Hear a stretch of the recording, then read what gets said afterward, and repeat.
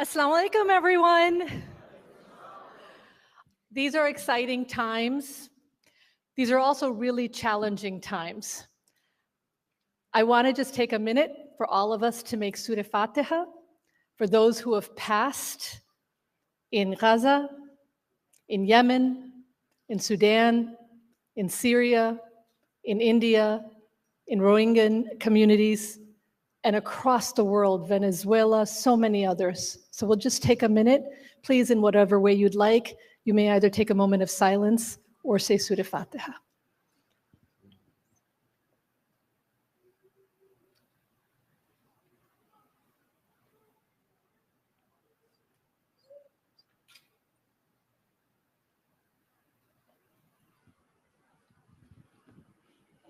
I mentioned strife around the world, but we have strife in our own nation. We have gun violence, we have poverty, and in the largest and most powerful nation in the world, the richest nation in the world, we have way too many challenges. And so we're looking for opportunities to find leaders who can do more and who can do better. I'm honored to lead this conversation with Brother Abdullah Mitchell of CIOGC, and in conversation with Dr. Cornel West, who I met about a decade ago at St. Sabina, and every year since then at St. Sabina when he does a Black Lives Matter and a Black History Month program. So I'm sorry, this year it was not to be, but we can talk a little bit about that later. Brother Abdullah. Assalamu alaikum.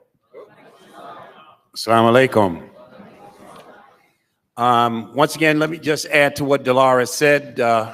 First, as a footnote to those prayers, don't forget those many young lives on the south side and west side of Chicago that are also lost to senseless gang violence, gun violence. So what we want to do is get right into it, Dr. West, and and reviewing your background, your biography. You're quite an accomplished person, written many books, 20 books, reviewed so many more. So we know there's exceeding intellectual capacity to address the problems that we face in this nation. But your background has been as an intellectual and as an activist. So the simple question is this: why you? Why now? Well, let me first say that I am blessed to be here, and I salute each and every one of you who are kind enough to be here to be part of this conversation. I want to salute the visionary leaders who brought us together, facilitated our coming together, all the organizations, our dear brother and sister, and then to have these two magnificent ones as part of the dialogue. I decided that it's very important that I be true to all of the love and courage that has been poured into me by those who came before. I am who I am because somebody loved me very deeply, intensely, unequivocally, unconditionally. I'm talking about Irene and Clifton West. I'm talking about Shiloh Baptist Church. I'm talking about the Black Panther Party on the chocolate side of Sacramento, California. That's where I come from. And I intend to be true to that integrity, honesty, decency, generosity that's been poured into me. And I could never, ever in 3 or 4 lifetimes pay it back. So I begin always with a note of gratitude, a deep note of thankfulness in terms of trying to be part of a movement that's constituted by that kind of commitment to love and justice and truth. So that in that sense, I've never, ever, and will never, ever consider myself a garden variety politician. That's not my calling. That's not my vocation. I am part of a movement of a great Black people who, after 244 years of being enslaved and another 100 years of being in Jim and Jane Crow and lynched every 2.5 days for 50 years in the land of liberty, to be true to that great tradition of those Black folk. That's where I come from. And so when I think of my choice, it's not just an individual choice. You see, I'm just a small wave in a great ocean of a great tradition of a grand people. And there's never been a people in the modern world, in the new world especially, who's been so chronically hated and terrorized and traumatized as Black people. And yet every generation we generate what? Love warriors, freedom fighters, wounded healers. So I thought it's significant that tradition that produced me spill over into presidential politics. Why? Because the empire is in such spiritual decay and moral decadence. Let's just be honest about it. The levels of organized greed, the levels of institutionalized hatred, the levels of not just mediocre politicians, but downright cowardly politicians. No backbone, no spine, so tied to big money, tied to lobbies, tied to benefactors, tied to donors, that you can never ever not just trust them, you know you will be betrayed as soon as the money flows. And it is so very clear when it comes to Gaza. What other litmus test can there be when 14,000 precious children have been killed in less than 3 months and politicians can hardly muster a word to talk about ceasefire? Ceasefire is the minimum. Ceasefire is the least. Ceasefire is easy. My God. Ending the siege, ending the occupation. What does it mean to talk about Palestinian dignity and talk about Palestinian equality? I'm concerned about my Jewish brothers and sisters and their safety and security. I'm a humanist. I believe a Jewish baby has the same value as a Palestinian baby, and a Palestinian baby has the same value as a Jewish baby. I am someone who comes out of the legacy of Martin King and Fannie Lou Hamer. So I'm not worried about what's coming at me. I'm going to be true to what I'm called to do. That's the fundamental thing. And so what is happening in this particular is the flow, the overflow of that tradition of Martin King and Fannie Lou Hamer in this highly colonized, narrow, dominated terrain called U.S. politics, where corporate America dominates, where Wall Street dominates, and where militarism dominates. Militarism usually has the last word tied to the war manufacturers. You see, if you notice the stock market, all the stocks gone up for war manufacturers. Why? Because that's profit making too. There's money in it, even as those who are murdered, killed, maimed, dominated, and occupied are either rendered invisible. And you notice these days on corporate media, it's an afterthought. Genocide going on before our very eyes, and it's an afterthought. The great Rabbi Heschel used to say, indifference to evil is more insidious than evil itself. And when you're indifferent to the vulnerable, indifferent to the occupied, indifferent to the elderly, indifferent to those who have been colonized for so long, sooner or later, as Malcolm X says, and of course Malcolm, Muslim brother who constitutes in part who I am. I speak as a Christian. I don't exist without Malcolm X. I don't exist without Muhammad Ali.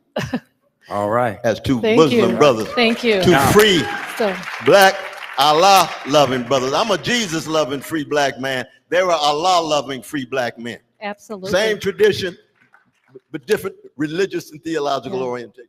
So we had Thank a you. big question that several people had asked us when we asked for questions online. First, we wanted to say one of your great books is Race Matters. So if you haven't picked up the book Race Matters, please read it or get it. I think it's important for every American to have read that book. But in that book and in your administration, so you are President Cornel West, and it is your administration. What do we do to get to a solution, to a better place with race? Our country has struggled with race since day one.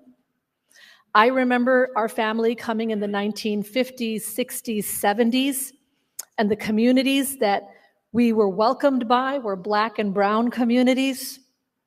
I knew how to double Dutch before I knew you could even single jump rope. And then throughout my life, the struggle with race, right? The struggle with tension, white communities, Black communities, Latino communities, Native American communities, etc. In your administration, what will this look like? We celebrated Muhammad Ali Day. We celebrated MLK Day just now. We are in the beginning of Black History Month. In your administration, what will it look like? What will we do? Well, it would look so qualitatively different that you would feel as if you're living in a different world. Why? Because my priorities are so qualitatively different than the priorities of both the Republican Party that's leading toward an ugly neo-fascism under the Pied Piper Trump, and under Joe Biden, enabling genocide, enabling ethnic cleansing, facilitating apartheid abroad, but also enabling grotesque wealth inequality with Wall Street priorities.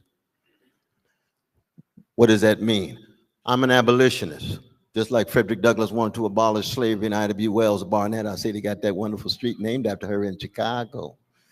She wanted to abolish Jim Crow. You notice they didn't want liberal versions of slavery. They didn't want liberal versions of Jim and Jane Crow. I'm an abolitionist when it comes to poverty, just like Martin King. America's the richest nation, the richest empire in the history of the world. There's absolutely no reason whatsoever that there's one poor person there unless they're voluntarily choosing poverty, like some of our blessed Catholic nuns and Catholic monks. I appreciate that. I do understand that kind of voluntary choice. Involuntary poverty.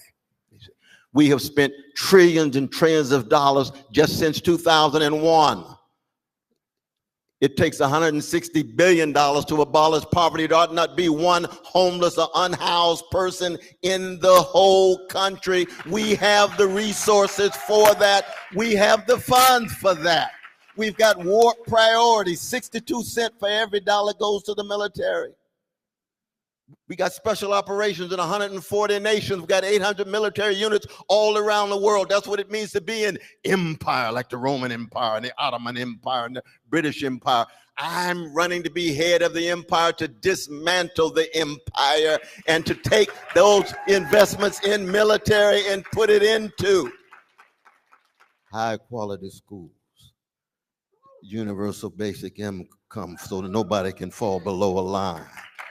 Free education. Here I'm with Brother Bernie in that regard. Free Medicare for everybody and free education. And you say, well, Brother West, how you gonna pay for it? Oh, you notice they only raise that question when it comes to basic social needs of fellow citizens. They don't raise that question when it comes to war. How you gonna pay for Iraq? How you gonna pay for Afghanistan? How you gonna pay for Libya? How you gonna pay for Syria? How you gonna pay for Ukraine? How you gonna pay for Israeli vicious attacks on Palestinian brothers? Limitless money flows. That's called warped priorities. My vision is exactly the opposite. The abolition of poverty, to make sure there's a minimum wage of $27 and support the strong wing of the trade union movement, not the trade union movement that ties itself to corporations and corporate power, but progressive trade unions. Even those trade unions, I just marched with the UAW just a couple of weeks ago, and they still came out for Biden. I say, Brother Sean, love you, brother, but hey, my God, you going with the genocide, Joe Biden too. Oh, I see. Well, it's practical politics. It's only a choice between two. Really? I come from a folk like Frederick Douglass in the 1850s who had to choose between two slaveholders running for president. Fred, who you gonna support? The liberal slaveholder or the conservative slaveholder? What did Fred do? He went third party, called the Liberty Party. Because he had a conscience. Because he was concerned about the folk who were enslaved. Well, it looks like you have the chance of a snowball in hell to win. really just watch the movement that's tied to the creation of this party. Within 20 years, with a barbaric civil war, we broke the back of a barbaric slaveocratic order. But electoral politics couldn't do it. Electoral politics was a gesture. The kind of change that I'm talking about is the kind of change that will never be done solely by one president, never be done by electoral politics in and of itself. Electoral politics is just a moment, just like a particular moment in a jazz song. The chord may be a little off, but it's the moment. But we're talking about the whole flow. And what I'm talking about requires social motion, social momentum, social movements, organized folk on the ground, and together we do that. That's also true in regard to Gaza. Electoral politics is not going to solve what's going on in Gaza, not at all. It's part of social movements here and around the world in solidarity with folk who are resisting and enacting resilience. That's what's going to bring about Palestinian freedom and Palestinian equality and Palestinian dignity alongside that Jewish safety and Jewish security. Let me follow up that right quick. Clearly, you're proposing a movement. The movement means soldiers. Right now, the heart of the civil rights movement was fighting for the right to vote. Right now, we're seeing state after state attacking that right to vote, restricting that right to vote, denying access to people to vote. What and how will the West administration address securing and protecting everybody's right to vote? Oh, I mean, it's just a matter of making sure you execute on the ground, and what you execute conforms to what you talk about on paper. See, America has some very pretty words on paper, but you always got to look at the practice. You got to look at what's happening on the ground. Think, for example, just about a year and a half ago, where Biden had a chance to suspend the filibuster and pass through the John Lewis bill. Now, John Lewis was one of the great freedom fighters, especially in the 1960s, even before he became a neoliberal politician. He was a freedom fighter of the highest level. Would they suspend the filibuster? No. Would they put pressure on Manchin? No. It died. The voting rights bill died because of Biden and the Democrats. Where's the commitment? Where's the follow through? Why is it that the voting rights bill itself needs to be renewed over and over and over and over and over again anyway, given the vicious legacy of white supremacy in the country? You would think once they have it, they have it. No, not at all. Not at all. The deeply conservative forces require it to be renewed over and over again. Now, once you do get the voting rights bill, and we can convince more of our fellow citizens, because 40% of our citizens don't vote at all. They dropped out. You talk to them on the street and they say, oh, Brother West, we see you running, we appreciate it, but I gave up on politics a long time ago. I know these politicians ain't nothing but figures who engage in legalized corruption and normalized bribery. I've given up on politics. That's 40%. He said, no, you got to speak to these folk. You got to give them somebody to vote for, not just vote against. You got to give them somebody who has a larger vision, somebody who's trying to create social institutions and infrastructures that are sustaining that vision. And that's why I do think it's very important that we have these kind of conversations. Yeah. And it's very important that the voices be heard that are concerned about these kind of issues. Thank you very much. If you read the news today, anywhere, it says that our two-party system isn't working many times. It's saying that many voters are disenfranchised. When they look and ask young voters, voters of color, et cetera, some of the top reasons are, number one, they believe that age is a factor in the candidates. Number two, they believe that the promises have not been kept for people of color and for young voters, et cetera. And number 3, it comes up over and over again because communities of color stand in solidarity. The Palestinian-Israeli issue. Over and over again, voters are asking our government to call for a ceasefire or to work to make this end the violence. And so what would a West administration do? People say, oh, it's complicated. Oh, it's complex. We're asking for a ceasefire. And then we're saying rebuild Gaza. And then we're saying, recognize statehood and allow leadership to flourish so this community can grow. Illinois has one of the largest populations of Arabs in the nation and the single largest Palestinian American population in the nation. There is no family who identifies as Muslim or Palestinian that has not been touched by the pain that is happening in Gaza. What would you do differently? How have they bungled it, and what would you do differently? Well, first, I would try to tell my fellow citizens the truth about what's been going on since 1917, since 1948, since 1967, all the way up to the present. See, so many fellow citizens in the country have very little sense of what the Nakba was, what the War of 67 and the occupation that followed, what the War of 73 was, what, in fact, the nature of the history of occupation and domination has been. You've got to give people a context, or they'll think it's all about October 7th. You got to give them some sense of what the larger backdrop is. Very few leaders would do that. Secondly, then, I would stand with the South African government and other governments at the International Court of Justice with American lawyers and American representatives saying, let's find out the truth in regard to the nature of the war crimes, the crimes against humanity, and the crime of genocide. Why? Because I'm concerned about the truth.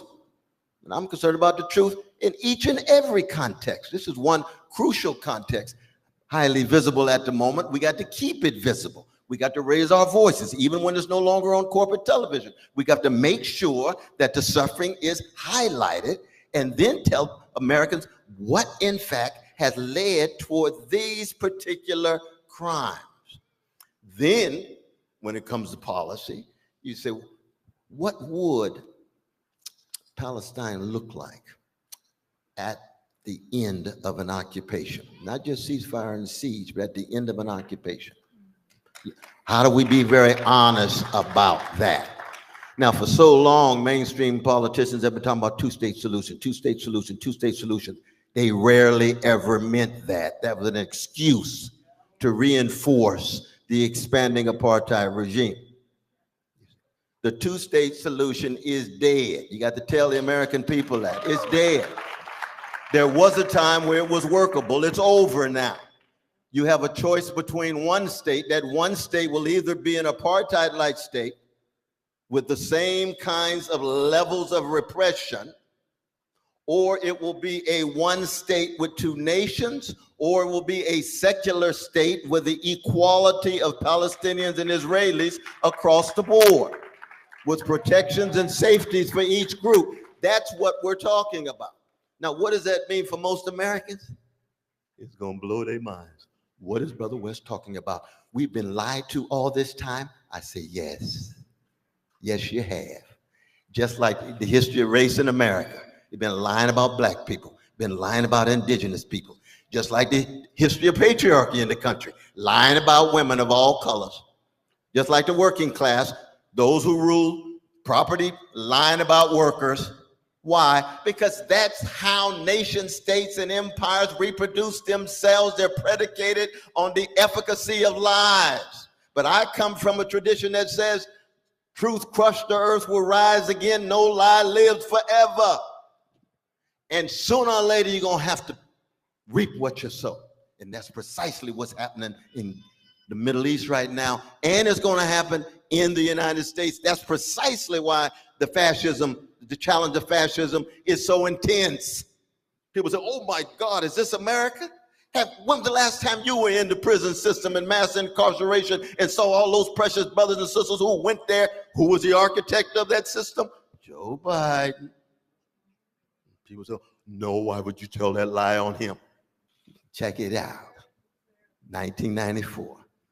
Check it out, what he said on the floor of Congress. Those super predators, they ought to be ashamed of themselves. We take the key and throw it away. That's Joe Biden.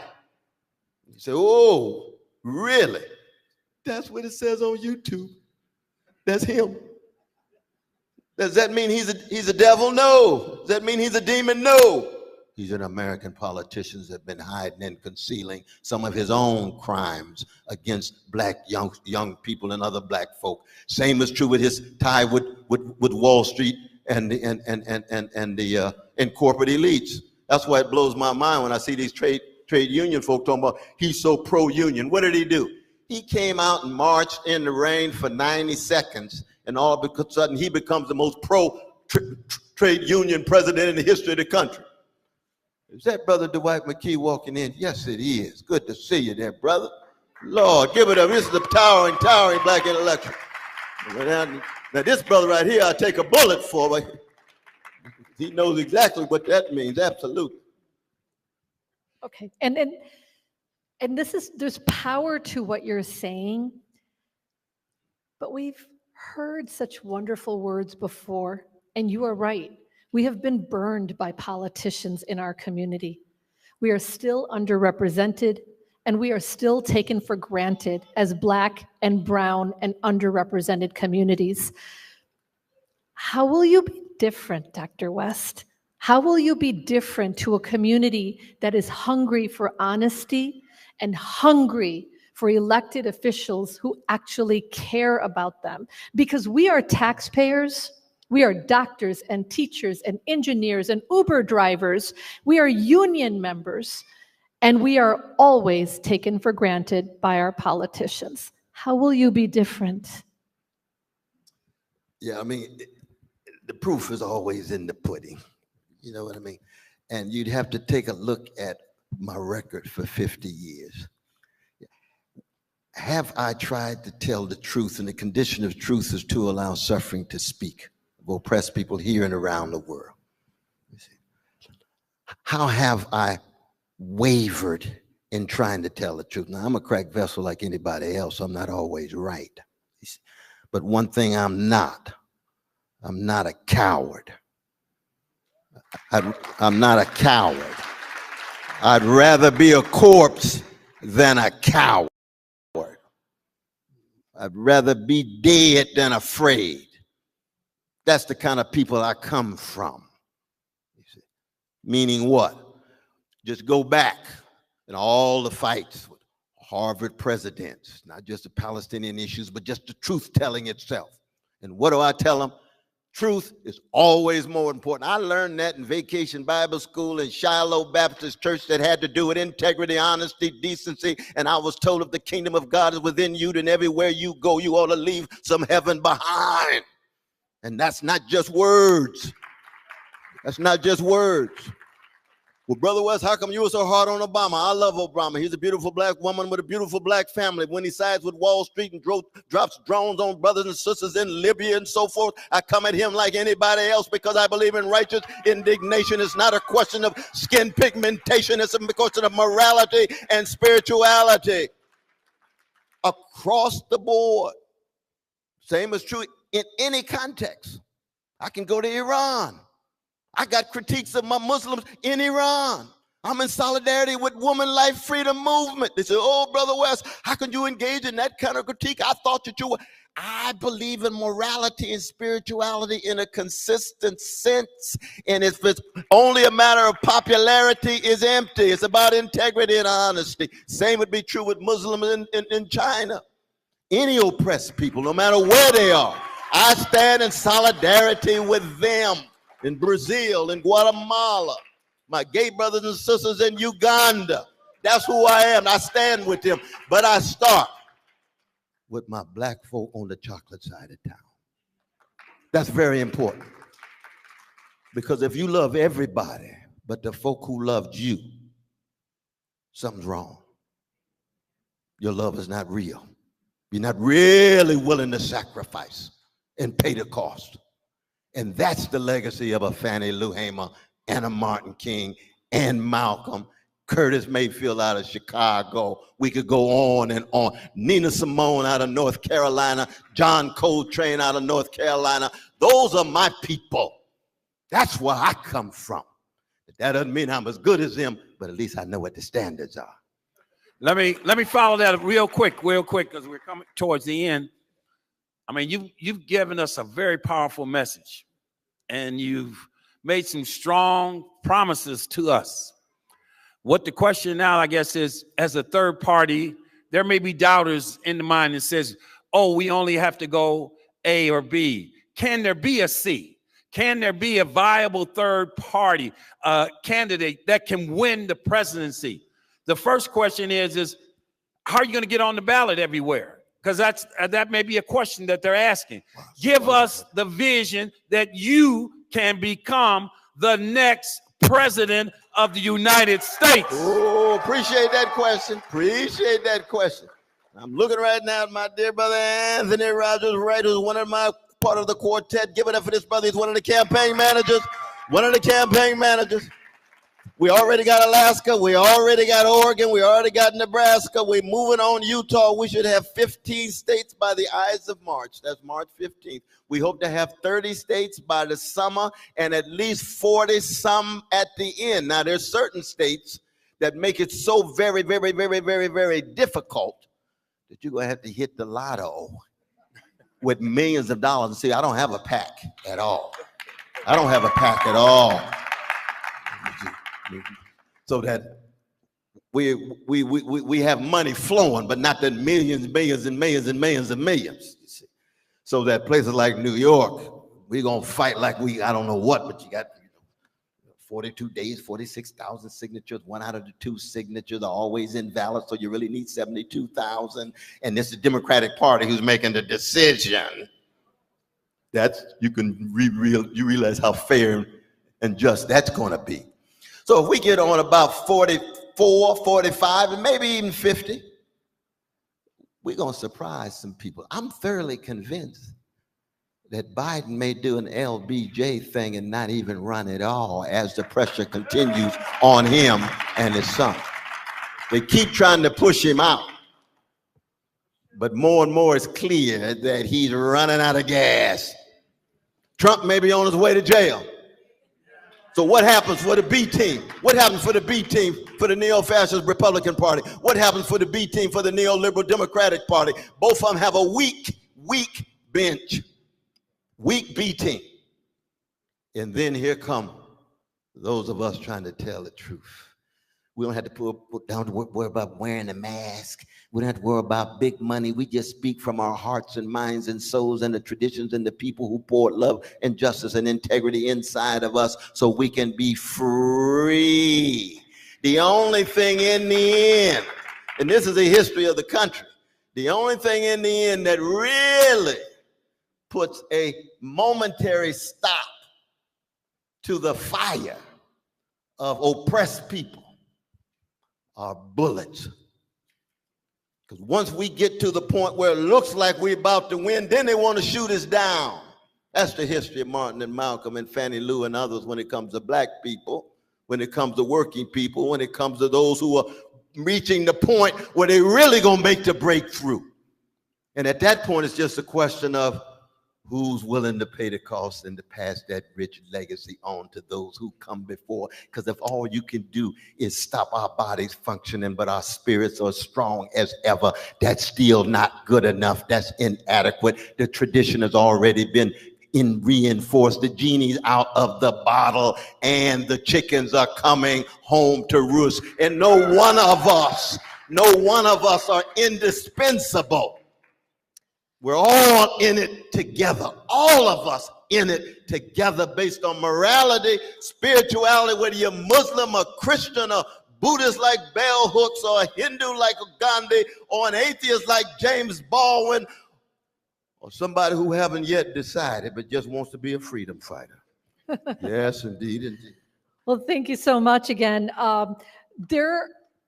You align very much with many of our issues. So we're all looking at your website. We're all reading the material. But there are two other demographics that are really struggling right now, and we need you to address to see how your administration would manage. One is young families and young individuals. This is the first time in American history that we may have a younger generation that may not be able to live as successfully as their elder generation. How many of us have young people in our families, in their Gen Z or millennials, or are Gen Z and millennials right now in here? Look at it.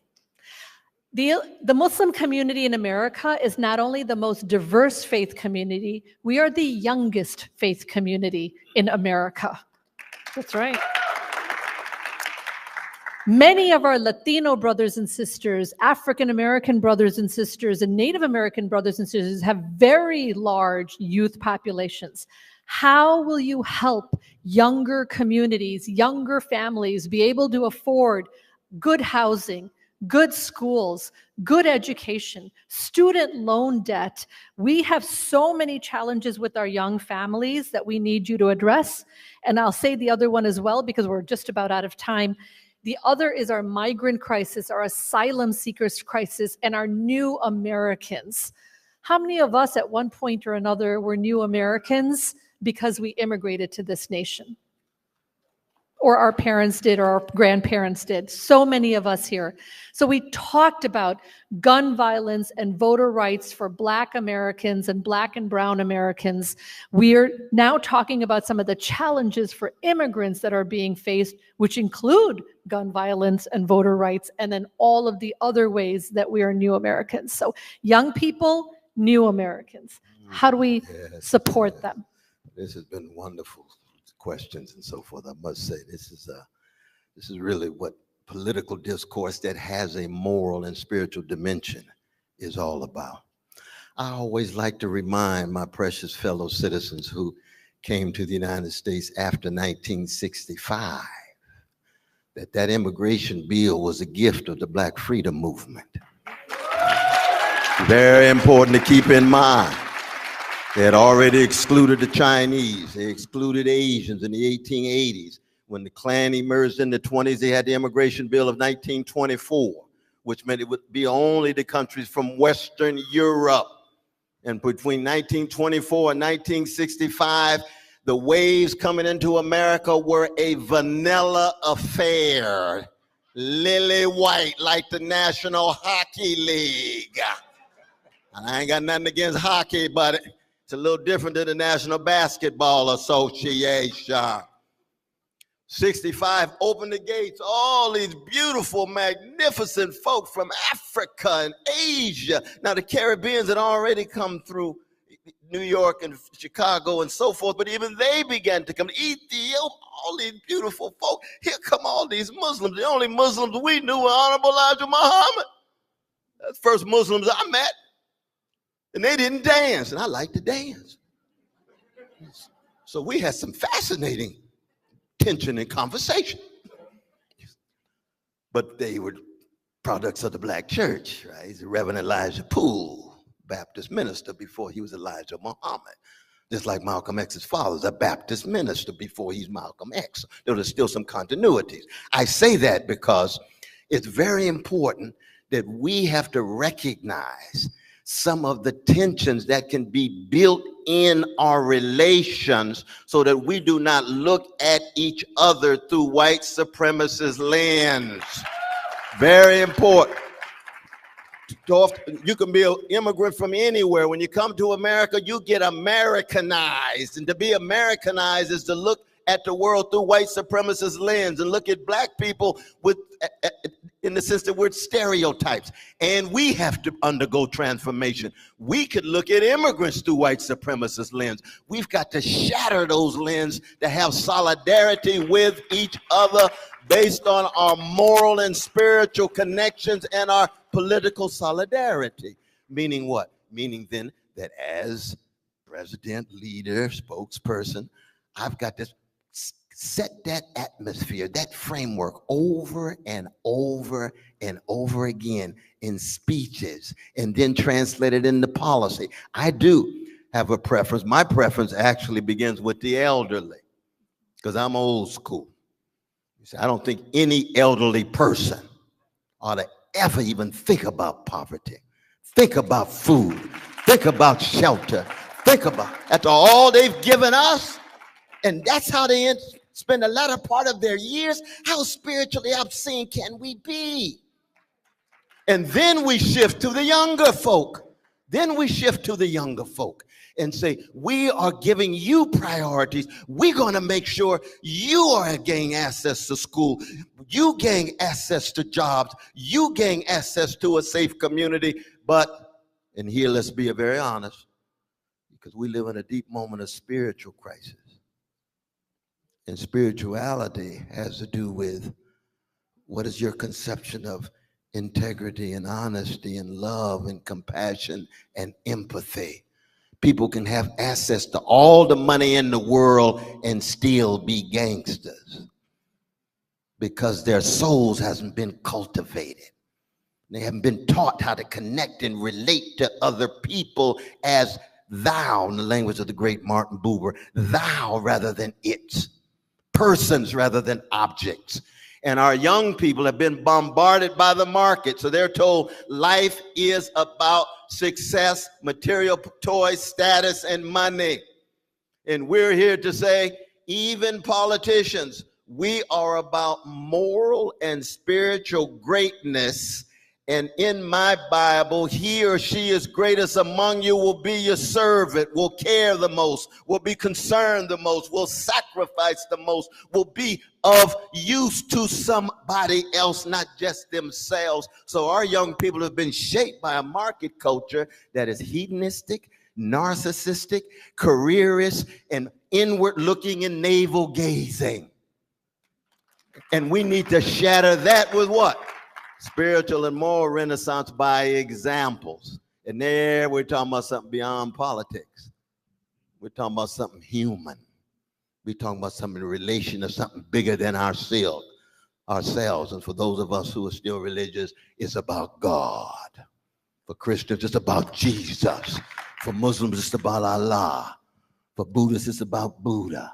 And if you're secular, it's about compassion, empathy, democracy, equality, something bigger than your ego, something bigger than just you.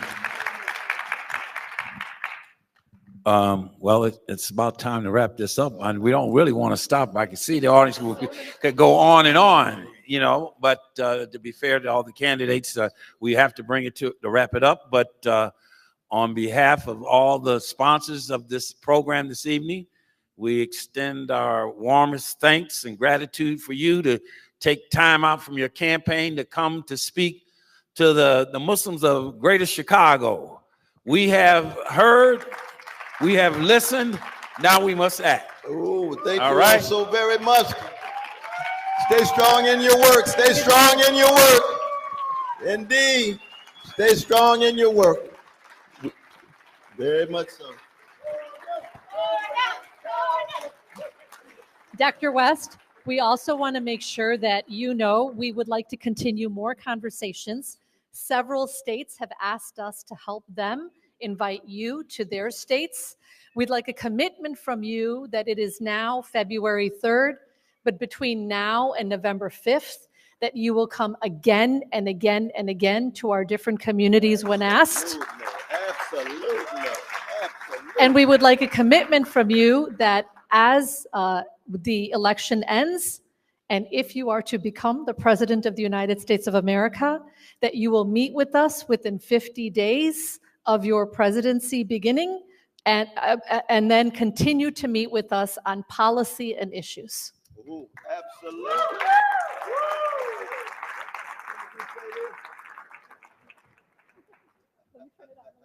Started my campaign in Mississippi because Mississippi is ground zero for the Black freedom struggle. Alabama's number 2. So I'm going to Mississippi, Alabama, and then come to Oak Brook, Illinois right after.